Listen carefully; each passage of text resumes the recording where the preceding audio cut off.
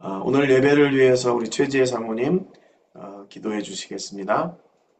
사랑과 은혜가 풍성하신 하나님, 각자의 자리에서 한 주간 동안 잘 지켜주시고 또 오늘 예배하는 이 자리에 한 마음으로 모이게 하시니 감사합니다. 아멘. 주님, 저희들이 서 있는 모든 땅, 모든 곳에서 주님의 사랑과 은혜가 넘치게 하시고 저희들의 가는 길 가운데 주님의 뜻이 이루어지는 그 길이 되게 하여 주시옵소서. 아멘. 또한 저희들 각자의 사역지에서 주님의 마음으로 넉넉하게 사역할 수 있는 그 마음과 힘도 허락하여 주시고 우리가 만나는 사람들 속에 주님의 복음과 사랑이 심겨지게 하여 주시옵소서. 아멘. 오늘 이 예배 가운데 영광 받아 주시옵고 또 우리가 한 마음으로 주님을 예배하고 찬양하는 시간 또 영육이 회복되는 귀한 시간 되게 하여 주시옵소서. 모든 말씀 예수님의 이름으로 기도합니다. 아멘. 아멘. 오늘 말씀은 김춘기 목사님께서 하나님의 계획의 신비라는 제목으로 열왕기상 17장 8절 9절 말씀을 통해 나누어 주시겠습니다. 우리 본문 말씀 제가 읽고요. 우리 목사님 말씀 듣겠습니다. 여호와의 말씀이 엘리야에게 임하여 이르시되 너는 일어나 시돈에 속한 사르밧으로 가서 거기 머물라.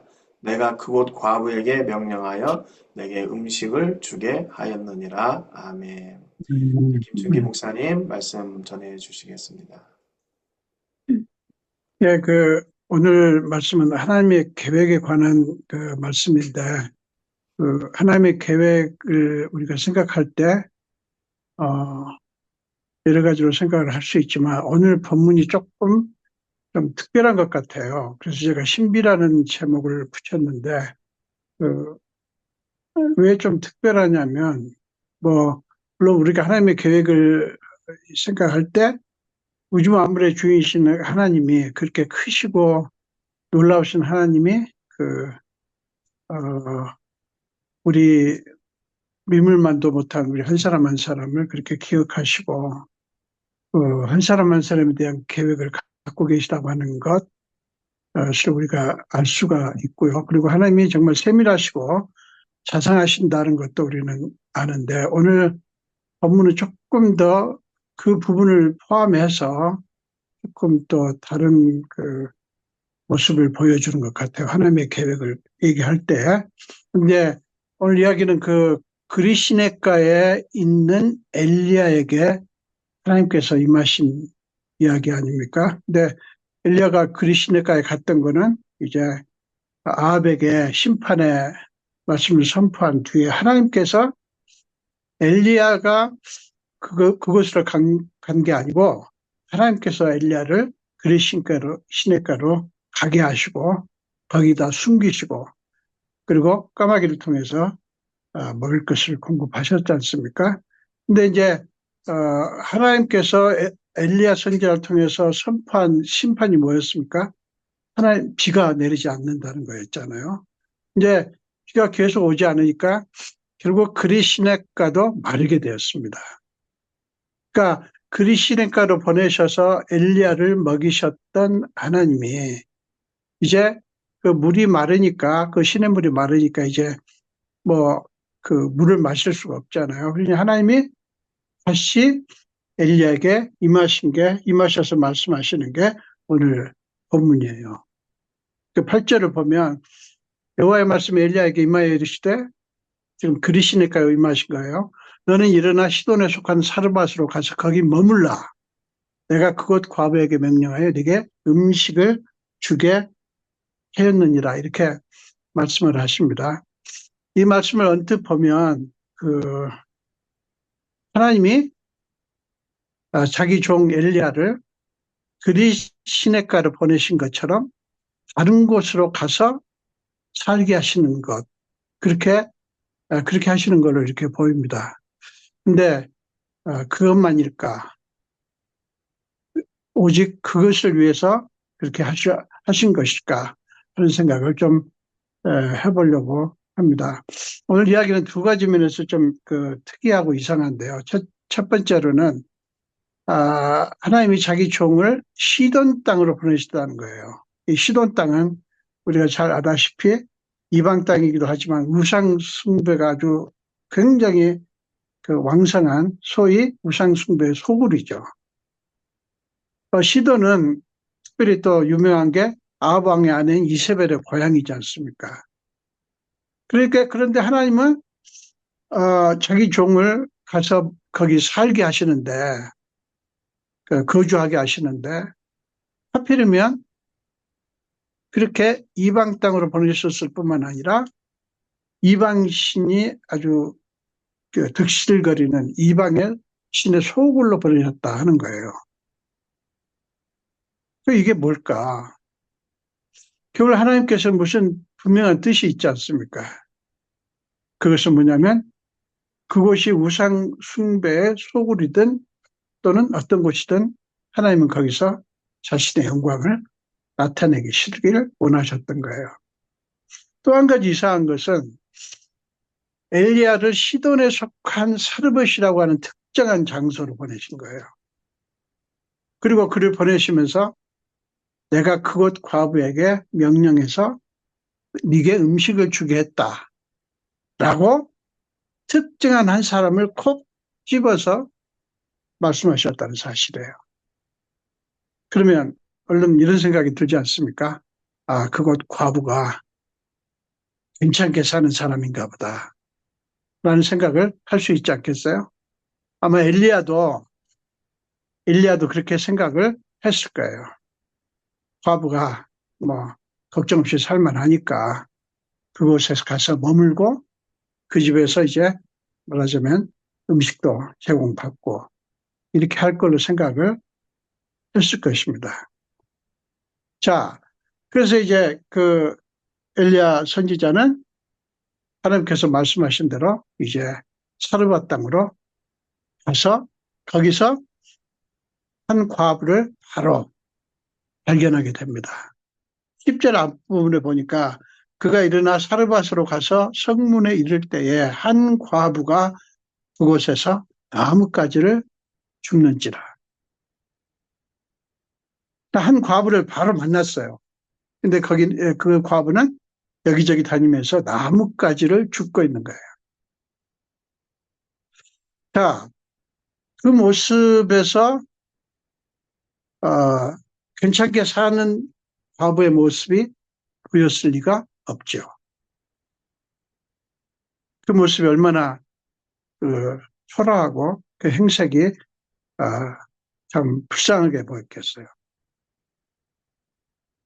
자, 자기를 지금 이곳으로 보냈고 엘리야 입장에서 생각해 보면 그 다음에 과부를 명령해서 하나님께서 네게 먹을 것을 주게 하셨다. 이미 그렇게 해놨다. 이렇게 말씀하신 건데 과부를 모습을 보니까 어떤 느낌을 가졌을까요?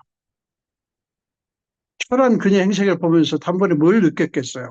아이고, 이 과부는 내게 음식을 줄 수 있는 사람이 아니구나.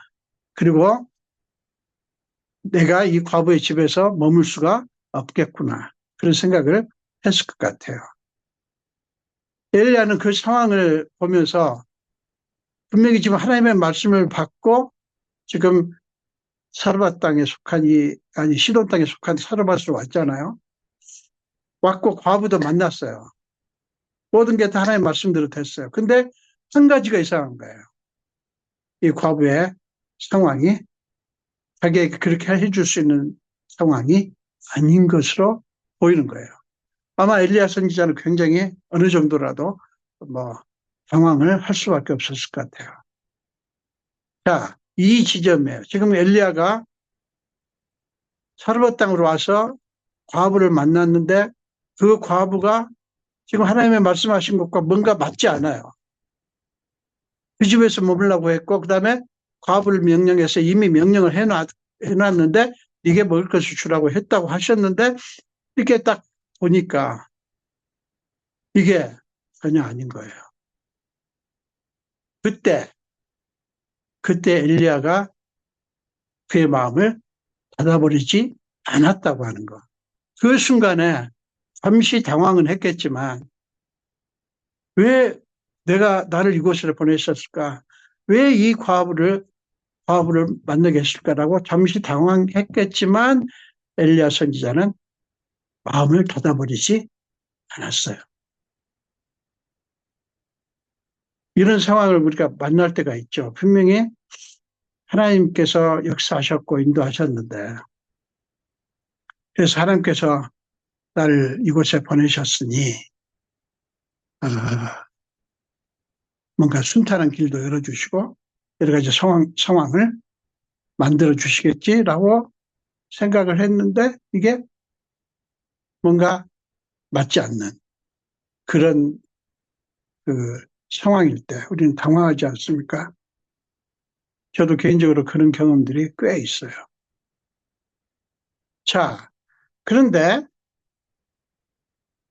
그 엘리야가 마음을 닫아버리지 않았다고 하는 게 마음을 닫아버렸다면 어땠을까요? 그냥 하나님께서 실수하셨나 보다.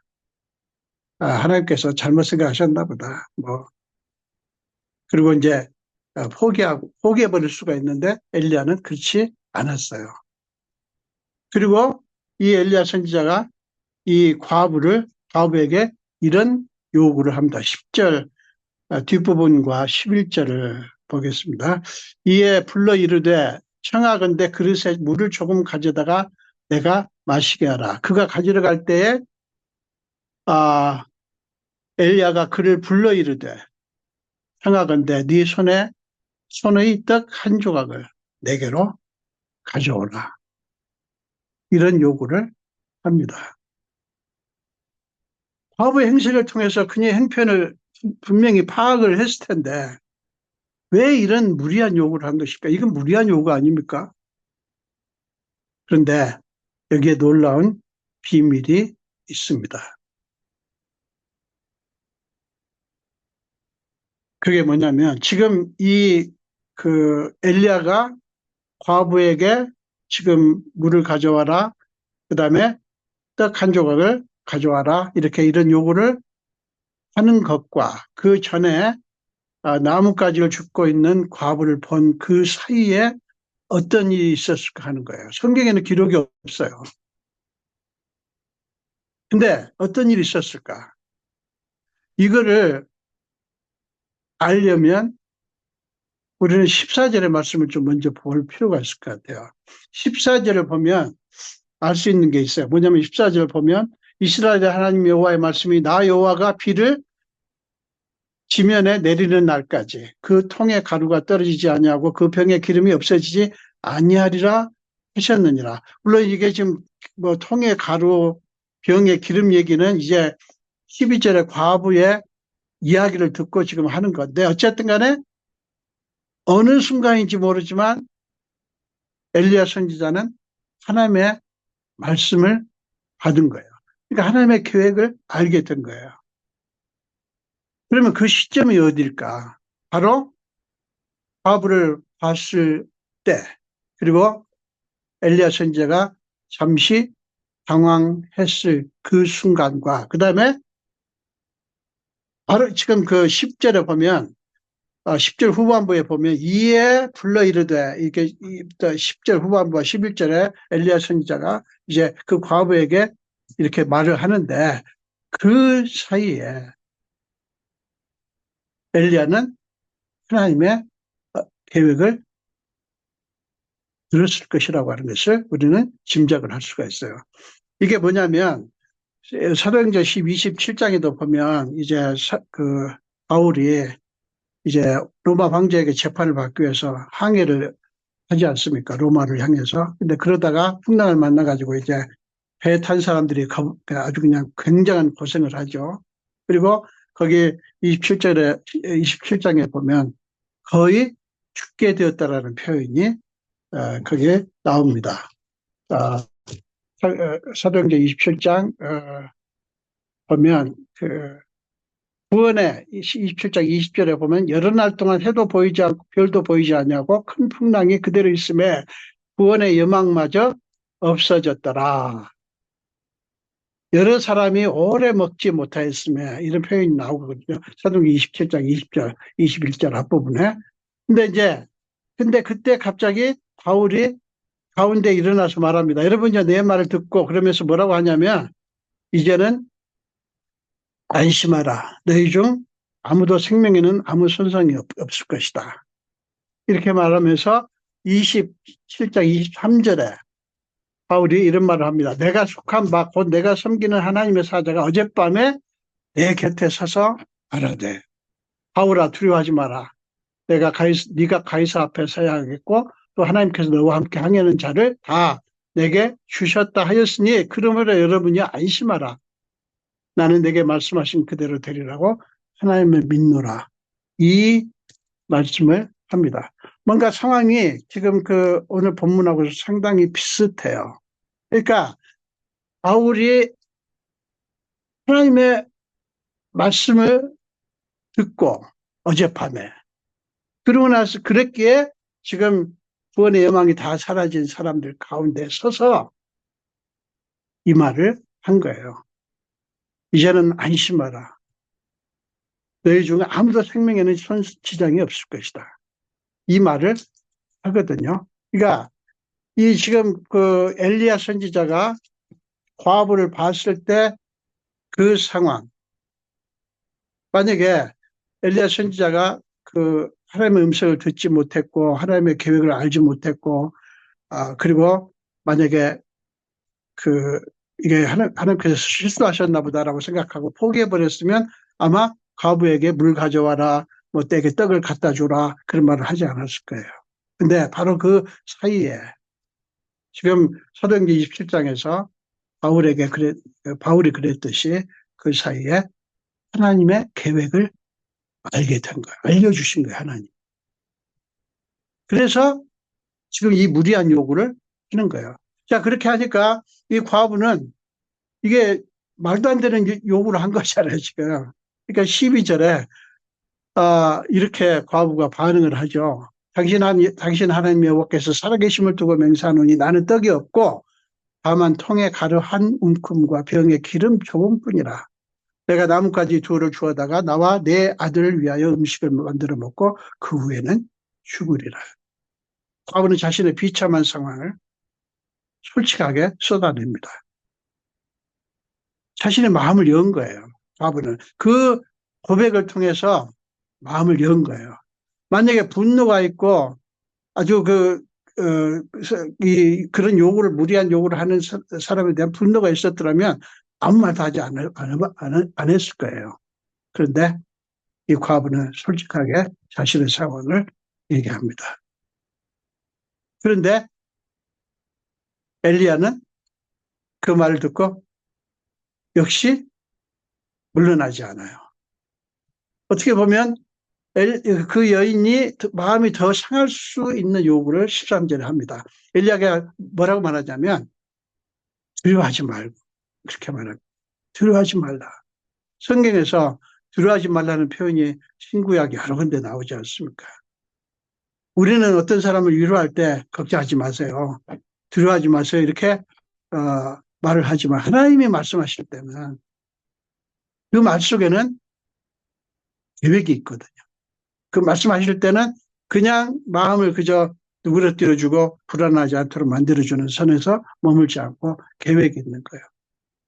엘리야는 두려워하지 말고 가서 네 말대로 하려니와 먼저 그것으로 나를 위하여 작은 떡 한 개를 만들어 내게 가져오고 그 후에 너와 내 아들을 위해서 만들라.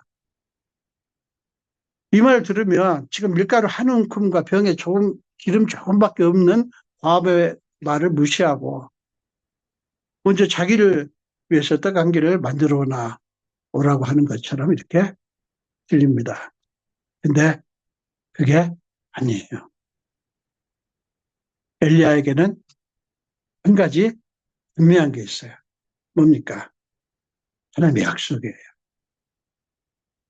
그래서 그 여인에게 지금 이 담대하게 그 요구를 하면서 너의 상황은 지금 절망적이지만 너의 상황은 네가 생각하는 것과 다른 상황으로 바뀔 것이라고 하는 사실을 암시를 하는 거예요. 두려워하지 말라.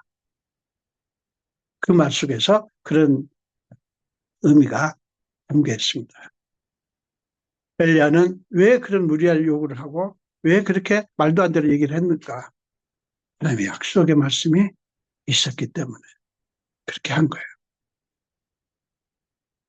하나님은 그 과부의 비참한 상황을 풍성하게 하시겠다고 하는 약속의 말씀으로 바꿔버린 것입니다. 바로 엘리야는 이 계획을, 하나님의 계획을 알았기 때문에 그 과부에게 무리하다 싶은 요구를 한 거예요. 저는 이 그 14절에 하나님의 말씀을, 약속의 말씀을 다시 이렇게 지금 엘리야 선지자가 그 과부에게 얘기할 때 그 심정이 어땠을까를 그런 생각을 좀 해봅니다. 지금 통에 가루 한 움큼과 병에 기름 조금 남은 것을 먹고 그 다음에는 죽으리라고 한 그 여인에게 하나님의 약속의 말씀을 전해주는 14절에 이 약속을 전해주는 엘리야의 가슴이 터질 듯 기뻤을 것 같아요. 여러분, 우리가 주의를 하면서 여러분도 많이 경험하셨을 거라고 믿습니다.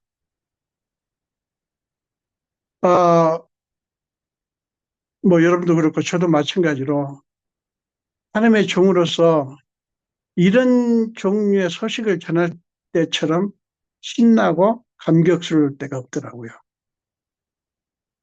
우리가 섬기는 그 영혼들이 은혜를 받고 날이 갈수록 조금씩 예수님께 가까워지는 것을 볼 때,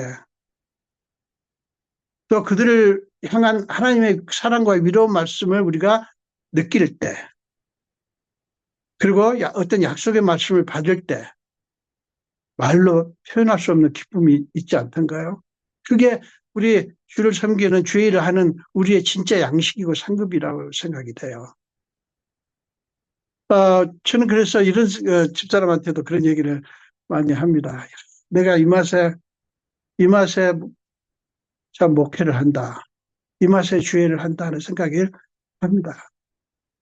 제가 이제 성도들 이렇게 자라가는 모습을 봐요. 제가 여기 와서 이제 8개월 됐습니다만은,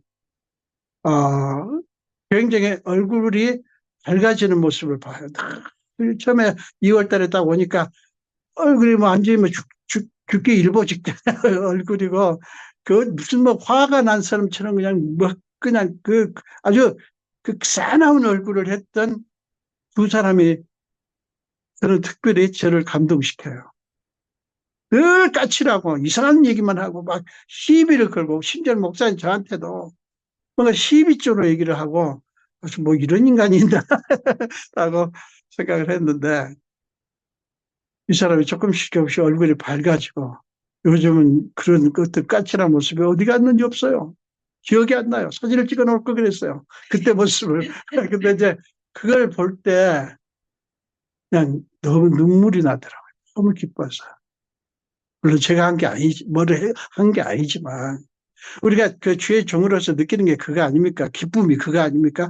그게 자꾸 이제 우리 목회 사역에, 선교 사역에 이게 쌓이니까 그것이 우리의 양식이고 상급이 돼가지고 우리에게 힘을 주는 거 아닙니까? 저는 그래서, 이렇게 또는 특별히 이렇게 안수 기도를 하면서 그 사람들을 위해서 기도할 때, 뭐 꼭 여기서뿐만 아니라 제가 과달나라에 있을 수도 그렇지만 또 주저주에서 목회할 때도 정말 너무 절망적이고 힘든 상황 속에 있는 형제 자매들이 와서 기도를 해달라고 할 때, 기도할 때 하나님의 성령님의 어떤 말씀을 받을 때 저는 너무 그냥 가슴이 터질 때 기뻐가지고요. 저는 뭐 기쁨이 복받치면 통곡을 하거든요. 통곡을. 그래서 기도를 받는 사람들이 놀랄 때가 많아요. 목사님 우리 큰일 날 일이 있어요? 기도 받고 나서 목사님 우신 것 보니까 내가 큰일 무슨 문제 있는 거 아니에요? 뭐 이렇게 말하는데 너무 하나님의 계획이 계획을 아니까 너무 기뻐가지고 그런 감동을 할 때가 한두 번이 아니었어요. 저뿐만 아니라 여기 함께 하시는 여러분이 그런 경험이 많으실 것 같아요. 요한복음 4장에 왜 예수님이 사마리아 성의 수가 마을에 가서 그 여인을 만나잖아요. 그리고 그 여인이 결국 어떻게 됩니까? 예수님의 메시아라고 하는 사실을 알고 기뻐 뛰면서 물동이를 버려두고 동네로 가잖아요. 그 모습을 보신 주님이 얼마나 감격하셨을까요? 그래서 제자들에게 뭐라고 말합니까? 음식을 갖다 주니까 제자들이 이런 말 하죠. 내게는 너희가 알지 못하는 먹을 양식이 있느니라. 이 여인의 변화, 이것이 주님의 양식이었던 거예요. 우리는 물론 주님하고는 좀 다르죠. 우리는 뭐 육신을 가지고 있는 연약한 그런 사람들이지만 우리한테도 그게 양식 아닐까요? 하나님의 종으로서 특권인 것 같아요. 참. 자, 그 말씀을 듣고 이제 과부가 반응을 하는데 15절 16절에 보면 그가 엘리야의 말대로 가서 엘리야의 말대로 하였더니 여기 성경의 15절에 보면 그와 엘리야와 그의 식구가 여러 날 먹었으나 그런 표현이 나옵니다. 그러니까 지금 이 과부의 가족 그리고 엘리야가 여러 날 음식을 먹게 됐어요. 근데 뭡니까? 여호와께서 엘리야를 통하여 하신 말씀 같이 손에 가루가 떨어지지 아니하고 병의 기름이 없어지지 아니하니라. 얼마나 멋있습니까? 하나님이 하시는. 하나님이 그 과부의 비참한 상황을 통째로 떠안으시고 하나님의 성에 차게 그 상황을 바꿔버리신 거예요. 우리 하나님이 그런 분이셔요. 하나님과 전혀 관계없던 과부잖아요. 하나님을 믿던 사람도 아니고. 예? 그런데 이 과부에게 하나님은 이 일을 하신 거예요. 그러니까 이게 뭡니까? 하나님은 자기 종을 이방 땅으로 보내시면서 이 불쌍한 과부를 위한 계획을 갖고 계셨다. 단순히 자신의 종 엘리야의 숙식 문제를 해결하기 위해서가 아니라 비참한 상황 가운데 있는 그 불쌍한 과부를 마음에 품고 계셨다가 그걸 채워주시기 위해서 자기 종을 보내신 거예요. 그러니까 그 과부와 그의 아들을 살리시라고 자기 종을 특별히 그곳에 그리고 그 과부에게 보내신 거예요. 하나님은 자기를 믿지도 않는 이방 여인에게까지 마음을 두고 계셨던 거예요.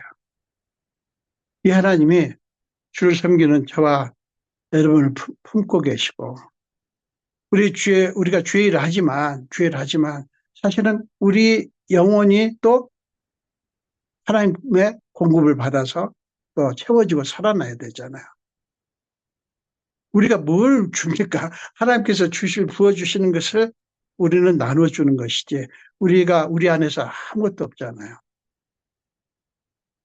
그래서 이게 우리가 주님의 일을 하고 그 선교를 하고 뭐 목회를 하고 이 섬기는 일을 우리가 하는 것 자체가 너무너무 놀랍지만 우리는 거기서 우리가 하나님 앞에서 이런 존재다 하는 사실을 우리가 놓치지 않아야 될 것 같아요. 그리고 하나님은 자기 종을 이라든가 또는 사람들에게 어떤 뭔가를 말씀하실 때 특별히 종들에게 어떤 명령을 하실 때 그 명령 속에는 그 자기 종을 위한 것만이 아니라 오늘 엘리야의 경우처럼 우리에게 어떤 무엇을 하라고 하시면서 그걸 통해서 우리가 생각하지 못했던 어떤 계획을 이루시려고 하는 그런 하나님의 계획은 신비로운 계획이 있는 것 같아요. 그 하나님을 우리가 참 더 사랑하고 더 기억하고 더 붙들고 그래서 우리가 그 하나님께서 공급하시는 그 공급하심에 좀 우리가 예민하게 반응할 수 있는 그런 저와 여러분이 됐으면 좋겠습니다. 기도하겠습니다. 예수님 감사합니다. 오늘 또 여기저기서 하나님을 섬기며 최선을 다해서 부르심 앞에 겸손하게 순종하려고 하는 우리 형제 자매들을 함께 만나게 하시고 함께 말씀 나누게 해주셔서 감사합니다. 주여, 우리가 뭔데 우리를 구원해 주신 것도 너무너무 놀라운데 우리가 뭔데 우리에게 영혼들을 맡기시고 그 영혼들을 돌보라고 하십니까? 하나님, 주님 아시지 않습니까? 우리가 가진 것은 너무 빈약합니다. 우리는 줄 수 있는 게 없습니다. 하나님께서 주시지 않으면 우리는 아무것도 할 수 없사오니 성령님이시여 우리에게 임하사 하나님의 영으로 우리를 채우시고 하나님의 심정을 갖게 하시고 그래서 우리 속에서 하나님의 은혜가 흘러나와서 선교도 목회도 그 은혜의 힘으로 할 수 있게 하여 주옵소서. 감사드렸고 예수 이름으로 기도합니다. 아멘.